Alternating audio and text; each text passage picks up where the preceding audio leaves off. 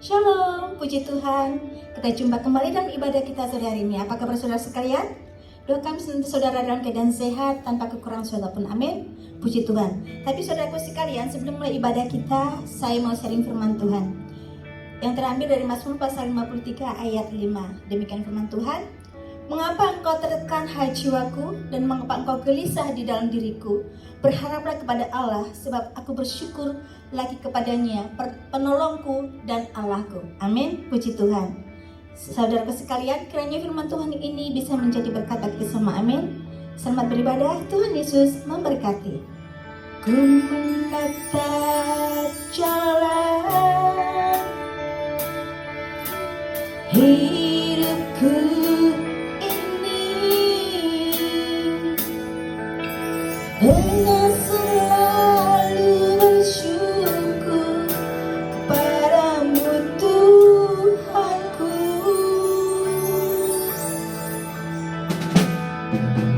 karena kasih-Mu tak pernah berkesudahan di dalam hidupku. Ya Tuhan,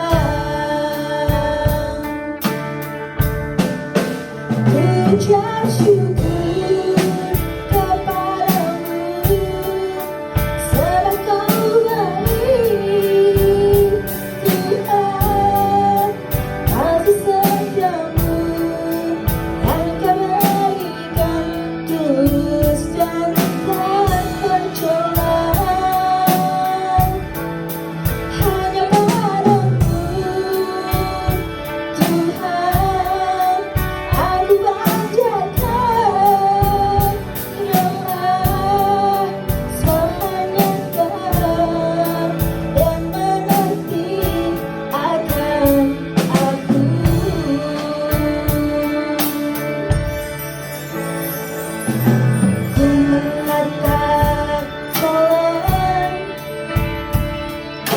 Hidupku ini dengan selalu bersyukur kepadamu Tuhanku, karena kasih-Mu tak pernah berkesudahan dalam hidupku, ya Tuhan. Ku ucap syukur kepadamu, sebab Kau baik, Tuhan. Kasih setiamu yang Kau berikan tulus dan tak tercela. Hanya padamu Tuhan aku panjatkan doa, sebab hanya Kau yang mengerti akan aku. Ku ucap syukur kepadamu, sebab Kau baik, Tuhan. Kasih setiamu yang Kau berikan tulus dan tak tercela. Hanya padamu Tuhan aku panjatkan doa, sebab hanya Kau yang mengerti akan aku. Sebab hanya Kau yang mengerti akan aku. Sebab hanya Kau yang mengerti akan aku, Tuhan. Haleluya. Bapak Ibu Saudara yang terkasih, puji Tuhan kita diberi kesempatan untuk mendengarkan kebenaran firman Tuhan. Mari kita berdoa. Bapa di sorga, terima kasih kami mengucap syukur untuk kebaikan-Mu, untuk anugerah-Mu. Pagi hari ini kami bisa mendengarkan kebenaran firman Tuhan. Mari Tuhan Kau mengurapi kami. Biarlah setiap kebenaran firman Tuhan menjadi rema di dalam kehidupan kami. Terlebih-lebih Tuhan, jadikan kami sebagai pelaku firman Tuhan. Urapi hamba-Mu yang menyampaikan kebenaran firman Tuhan ya Bapa, dengan urapan daripada Roh Kudus. Terima kasih Bapa, di dalam nama Yesus kami telah berdoa. Haleluya. Amin. Saudara, filosofi mengatakan seperti ini. Akar berada di dalam tanah, bekerja tanpa pamrih dan tidak menuntut pengakuan. Di tempat yang paling rendah, ia menyembunyikan dirinya. Dialah pokok kehidupan sebuah pohon. Tanpa adanya akar, maka tidak akan ada batang yang kokoh, dahan yang rindang, tidak ada daun yang hijau, bunga-bunga yang indah, bahkan buah-buah yang manis. Saudara, judul firman Tuhan hari ini yaitu berakar, bertumbuh, dan berbuah. Saudara yang terkasih, sebuah pohon bisa berbuah itu yang menentukan adalah akarnya. Akar menentukan buahnya. Kalau hidup kita mau berbuah, kita harus memperhatikan akar kehidupan kita. Amsal 12 ayat 12b mengatakan, orang fasik mengingini jalan orang jahat, tetapi akar orang benar mendatangkan hasil. Hasil itu sama dengan buah, saudara. Jadi kalau akarnya benar, maka hidupnya akan berbuah. Itu sebabnya kita harus memiliki akar yang benar di dalam kehidupan kita.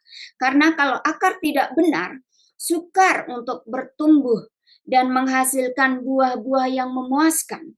Markus 4 ayat 5-6, saya akan membacakan bagi Bapak, Ibu, Saudara, mengatakan seperti ini.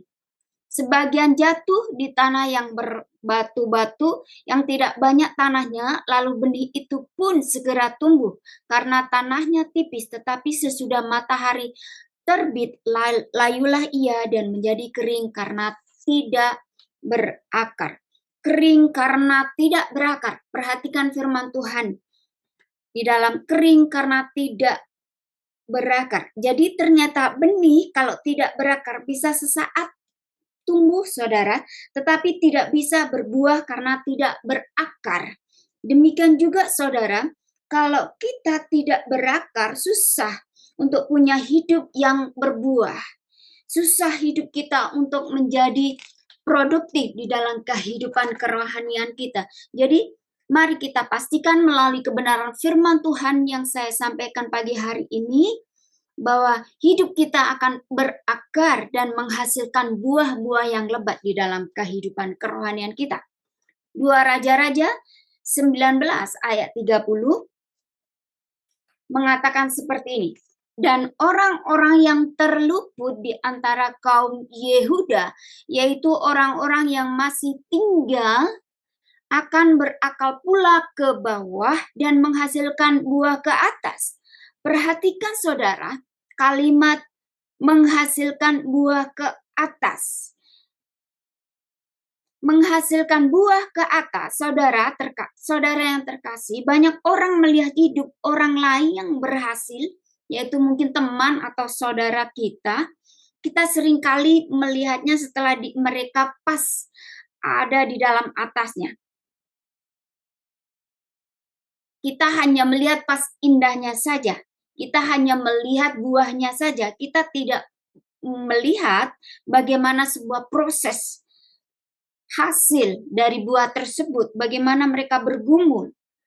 Saya percaya orang-orang yang seperti ini adalah orang yang terlebih dahulu mereka mengalami proses, yaitu harus berakar ke bawah di dalam kehidupan mereka, sehingga mereka akhirnya menjadi orang yang sukses, menjadi orang yang berguna di dalam kehidupan mereka. Jadi, saudara, kadang tidak banyak orang memperhatikan orang yang terjadi tersebut sebelumnya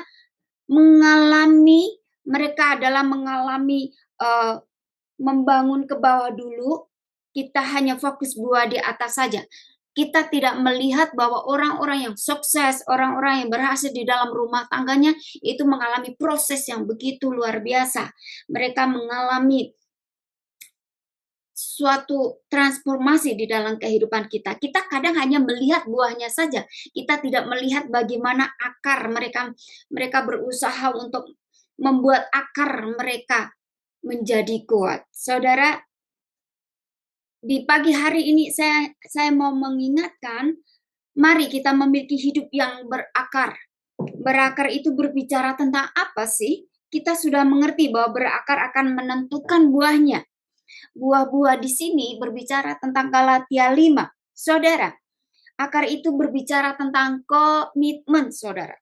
Saudara boleh perhatikan untuk semua bidang apapun yang berbuah lebat, pasti komitmennya kuat, saudara. Saudara coba perhatikan sebuah pernikahan harmonis, pernikahan yang berbahagia. Saya yakin saudara itu bukan pas secara kebetulan dapat pasangan yang pas atau dapat pasangan yang berpengertian. No, saudara, saya percaya bahwa itu semua adalah mengalami sebuah proses yang memiliki komitmen di dalam sebuah pernikahan. Jadi, saudara, ketika badai terjadi di rumah tangga, ada ini, ada itu, tapi komitmennya kuat di dalam sebuah rumah tangga. Dan mereka melalui komitmen yang kuat itu sehingga mereka dapat melaluinya. Dan mereka memiliki buah-buah yang manis di dalam pernikahan, di dalam kehidupan mereka. Jadi Bapak Ibu Saudara, komitmen itu penting di dalam sebuah rumah tangga. Kalau saudara bertemu dengan seorang pengusaha yang berhasil, contohnya tadi adalah orang yang berhasil di dalam rumah tangganya, saya akan memberikan sebuah contoh seorang pengusaha yang berhasil. Saudara, saya harus mengerti bahwa setiap keberhasilan itu ada akar komitmen yang kuat di dalam kehidupan kita. Saya yakin saudara pasti sudah melalui kesulitan ini dan itu, badai dan lain sebagainya sebagai pengusaha. Yang di saat lainnya angkat tangan, menyerah, tetapi dia tetap bertahan, tetap berjuang dan pantang menyerah. Dan melakukan yang terbaik dan sampai di satu titik, terobosan terjadi di dalam kehidupan pengusaha tersebut sehingga akhirnya berhasil. Artinya saudara, untuk terobosan terjadi, kemenangan terjadi, artinya untuk sebuah bisnis, buah-buah yang lebat tiba-tiba bermultiplikasi luar biasa, dibutuhkan momen di dalam hidupnya untuk apa? Yaitu berakar. Ada namanya komitmen di dalam sebuah bisnis. Saudara, saya akan memberikan sebuah contoh pelajaran yaitu tentang Rasul Paulus. Dia itu sangat luar biasa di dalam pelayanannya. Injil diberitakan sampai ke ujung bumi. Gereja-gereja dibangun, pemimpin-pemimpin baru dibangkitkan, anak-anak muda dibangkitkan, saudara. 2/3 perjanjian baru ditulis oleh Rasul Paulus. Jadi boleh dikatakan Rasul Paulus ini adalah the most produktif, adalah paling produktif di antara para rasul-rasul yang lainnya. Apakah ini merupakan sebuah keberuntungan, saudara? No, saudara. Itu semua hidup yang berbuah lebat. Ada komitmen yang kuat di dalam kehidupan Rasul Paulus. Mari kita membaca di dalam Kisah 20 ayat 24 mengatakan seperti ini. Tetapi aku tidak menghiraukan nyawaku sedikit pun, asal saja aku dapat mencapai garis akhir dan menyelesaikan pelayanan yang ditugaskan oleh Tuhan Yesus kepadaku untuk memberi kesaksian tentang Injil kasih karunia Allah. Wow, saudara, luar biasa. Di sini Rasul Paulus mengatakan, jangankan waktu, jangankan tenaga, dia ngomong gini, nyawa pun tidak aku hiraukan sedikit pun, asal tugas yang diberikan kepadaku aku selesaikan. Asal di dalam pertandingan iman ini aku sampai garis finish. Asal rencana Tuhan di dalam hidupku tergenapi. Itu sebabnya saudara, di saat yang lainnya mundur, Rasul Paulus maju, tak gentar, kokoh, bertahan menghadapi aniaya, menghadapi rintangan, persoalan, kapal keram, penjara, fitnah, menghadapi kesulitan terjadi yang dia alami semuanya itu, dia pantang menyerah. Jenis komitmen yang seperti itu yang membuat pelayanannya berbuah lebat, saudara. Mari kita belajar dari Rasul Paulus. Perdalam akar kita, perdalam komitmen kita, mungkin pagi hari ini ketika saudara mulai undur, saya berdoa, mari maju selangkah lagi, mari memiliki akar komitmen yang kuat supaya kita berkemenangan di dalam Tuhan. Amin, saudara. Jadi pertanyaannya sekarang bagaimana cara kita memiliki komitmen yang kuat? Ada dua dimensi, saudara, bagaimana kita bisa memiliki komitmen yang kuat. Yang pertama, memiliki komitmen untuk bertanam di bait Tuhan. Dan yang kedua, memiliki komitmen untuk berakar di dalam Tuhan sendiri. Memiliki komitmen untuk bertahan di bait Tuhan, yaitu di rumah Tuhan, mari kita baca di dalam Mazmur 92 ayat 13-15. Orang benar akan bertunas seperti pohon kurma, akan tumbuh seperti pohon aras di Libanon. Mereka yang ditanam di bait Tuhan akan bertunas di pelataran Allah kita. Pada masa tua pun mereka masih berbuah menjadi gemuk dan segar. Saudara, perhatikan baik-baik ayat 14. Mereka yang ditanam di bait Tuhan akan bertunas di pelataran Allah kita. Alkitab berkata, mereka ditanam di bait Tuhan. Berarti ada yang menanam, saudara. Yaitu siapa? Allah sendiri. Alkitab mencatat bahwa mereka bertunas, saudara. Kalau saudara bisa tertanam dalam sebuah gereja lokal, dalam bait Tuhan, Tuhan sendirilah yang menanam saudara. Ditanam di dalam, bukan di luar, saudara. Jadi di dalam kehidupan rohani kita, supaya kita bisa bertumbuh buah lebat, kita perlu ditanam, saudara. Tertanam di bait Tuhan, supaya kita berakar, bertumbuh, berbuah lebat dalam kehidupan kerohanian kita. Ayat 15 berkata, pada masa tua pun mereka masih berbuah menjadi gemuk dan segar.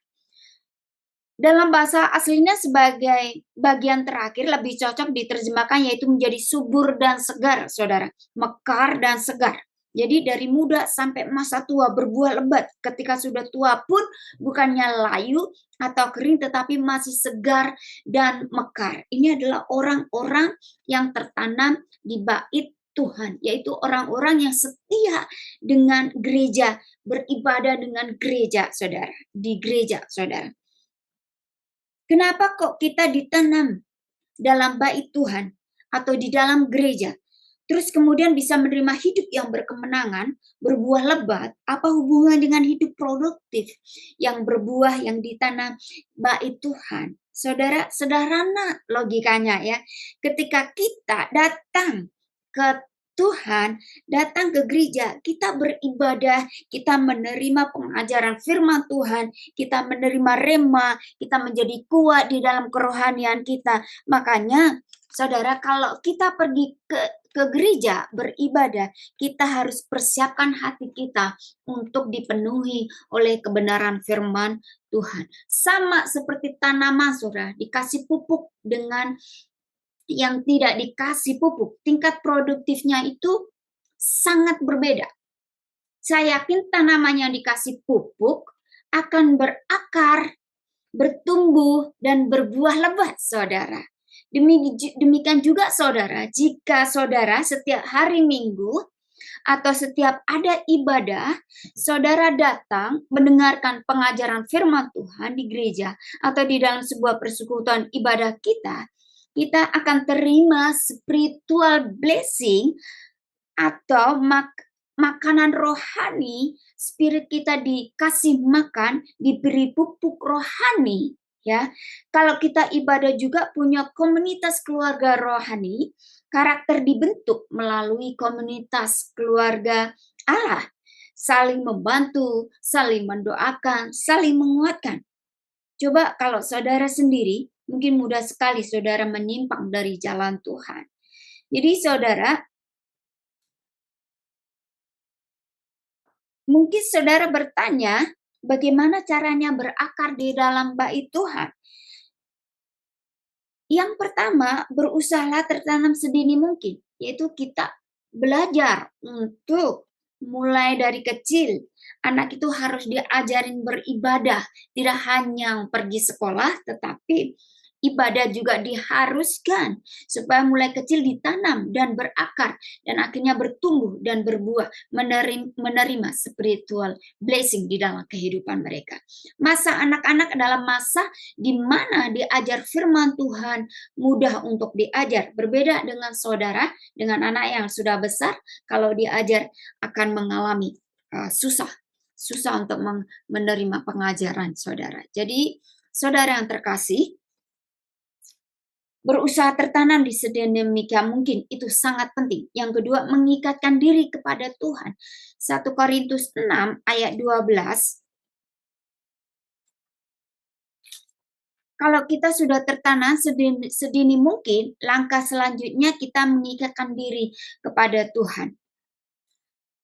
1 Korintus 6 ayat 17 berbicara tentang hubungan dengan Tuhan, yaitu butuh dengan namanya ikatan.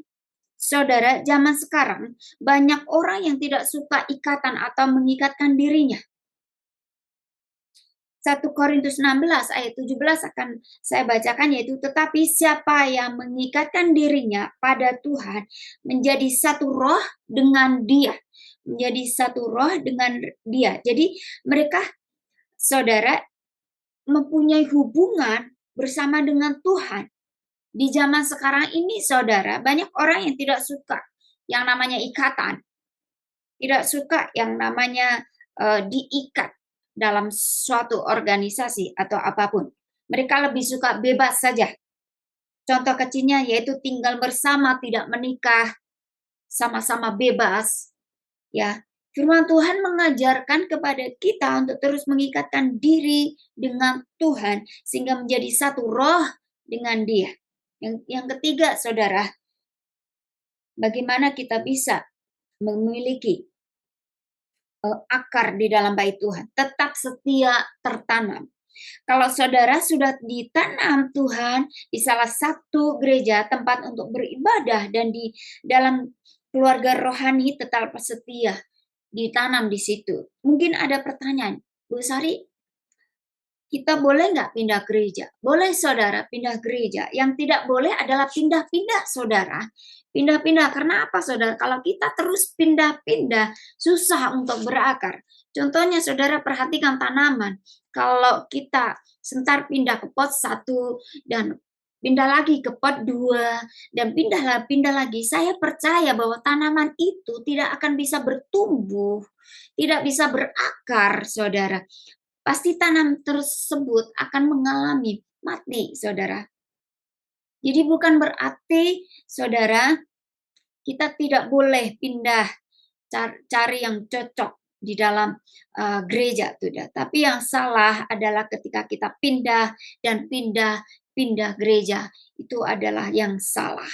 Karena kita tidak akan mengalami transformasi, tidak mengalami pertumbuhan rohani kalau kita pindah-pindah, saudara. Jadi, saudara, yang kedua, bagaimana cara kita memiliki akar komitmen yang kedua, yaitu memiliki komitmen berakar di dalam Tuhan sendiri. Ini merupakan sumber yang utama, saudara. Wahyu 22 ayat 16 berkata, Aku Yesus telah mengutus malaikatku untuk memberi kesaksian tentang semuanya ini kepadamu bagi jemaat-jemaat. Aku adalah Tunas, yaitu keturunan Daud, bintang timur yang gilang gemilang. Saudara, aku adalah Tunas. Kalau di dalam bahasa Inggrisnya, I am the root. Aku adalah akar. Jadi akar sejati sesungguhnya adalah Yesus sendiri. Karena itu, mari kita berakar di dalam Yesus, Tuhan yang mau mengikatkan kita di dalam kehidupan kita. Jadi saudara, berakar di dalam Yesus, maka saudara akan bisa bertumbuh dan berbuah. Sekarang pertanyaan, bagaimana kita bisa berakar di dalam Tuhan Yesus? Yohanes 15 ayat 5 berkata seperti ini. Akulah pokok anggur dan kamulah rantingnya. Barang siapa tinggal di dalam aku dan aku di dalam dia, ia berbuah banyak. Sebab di luar aku kamu tidak dapat berbuat apa-apa. Saudara, Tuhan Yesus berfirman, barang siapa tinggal di dalam aku dan aku di dalam dia, ia berbuah banyak. Di luar aku kamu tidak dapat berbuah apa-apa. Kuncinya ternyata tinggal, saudara. Dalam bahasa Inggrisnya yaitu abide, menetap. Dalam bahasa aslinya meno, artinya konsisten. Terus ada di situ, saudara. Terus ada di dalam Yesus. Terus ada di dalam sebuah komunitas, di dalam gereja. Lawan dari semuanya itu, saudara, adalah nomaden, yaitu pindah-pindah. Kita dengan Tuhan jangan pindah-pindah, saudara. Kita sama Tuhan harus permanen. Amin. Saudara, kalau kita nomaden, yaitu pindah-pindah, tidak konsisten di dalam kerohanian kita. Jangan hari Minggu Tuhan, sedangkan Senin sampai Sabtu hantu. Minggu Tuhan, Tuhan, tapi Senin sampai Sabtu hantu. Minggu kudus, oh haleluya, angkat tangan. Tetapi Senin sampai Sabtu, haleluya. Ini nantinya namanya tidak tinggal, saudara. Tidak permanen, tetapi nomaden, yaitu pindah-pindah. Mari bersama-sama kita belajar untuk tetap permanen, saudara. Saudara yang terkasih, saya mau tanya, listrik di rumah saudara maunya mati atau tetap hidup, saudara? Maunya biar pet, atau konsisten, saudara? Wifi saudara di rumah maunya on off, atau konsisten, saudara? Saya percaya bahwa kita semua maunya konsisten, ya. Maunya wifi dan listrik tidak biar pet atau tidak on off, saudara. Saya percaya Bapak Ibu semuanya maunya semua normal, baik. Jadi berjalan dengan lancar. Jadi Bapak Ibu Saudara yang terkasih, untuk produktif kita juga butuh konsisten, ya. Butuh yang namanya konsisten. Karena di dalam kehidupan rohani Tuhan Yesus berbicara, barang siapa tinggal di dalam aku di dalam dia, ia berbuah banyak. Jadi kalau mau berbuah banyak, jadi orang Kristen jangan hanya di hari Minggu, tetapi sepanjang hari, di sepanjang bulan, tahun, terus sepanjang kita tertuju kepada Yesus. Amin, saudara. Jadi kita tetap tinggal di dalam dia, tinggal di dalam firman-Nya, tinggal di dalam doa, kita tetap tinggal di dalam dia, yaitu Yesus Kristus. Kita pasti akan menerima berkat Tuhan, pengurapan, Tuhan memberikan sukacita, damai-Nya, dan penyertaannya, saudara. Amin. Kalau kita tinggal bersama dia, dia bertata atas kehidupan kita. Yang terpenting adalah kita setia, tetap tinggal, permanen, dan memiliki komitmen di dalam kehidupan kita. Jadi saudara, kesimpulannya bahwa kita memiliki akar komitmen yang kuat, ada dua dimensi, yaitu pertama memiliki komitmen yang tertanam di bait Tuhan. Bagaimana tertanam di bait Tuhan, yaitu berusaha tertanam sedini mungkin, mengikatkan diri kepada Tuhan, dan tetap setia tertanam. Yang kedua, memiliki komitmen berakar di dalam bait Tuhan sendiri. Kuncinya yaitu tinggal konsisten, permanen di dalam Yesus. Amin, saudara. Jadi pertanyaan yang perlu kita renungkan, saudara, apakah kita sudah menjadi bagian dari gereja Tuhan? Yang kedua, apakah kita sudah setia dengan gereja Tuhan? Puji Tuhan, mari kita berdoa. Bapa di surga, terima kasih ya Bapa untuk kebenaran firman Tuhan. Mari Bapa Engkau ajari kami untuk tetap setia di dalam Engkau, setia melayani Tuhan, setia ya Bapa, memiliki komitmen di dalam Engkau. Kami tetap tinggal, tetap permanen, konsisten di dalam Engkau ya Bapa. Mari Tuhan, jadikan kami sebagai anak-anak Tuhan yang tetap setia di dalam Engkau ya Bapa, supaya kami berbuah, kami berakar, kami berbuah lebat banyak Tuhan, sehingga kami menghasilkan buah-buah yang indah di dalam kehidupan kerohanian kami ya Bapa. Terima kasih Tuhan, berkati kami semua, biarlah kiranya menjadi rema dalam kehidupan kami kebenaran firman Tuhan ini, dan menjadi berkat dalam kerohanian kami. Terima kasih Bapa, di dalam nama Yesus kami telah berdoa. Haleluya. Amin. Tuhan Yesus memberkati.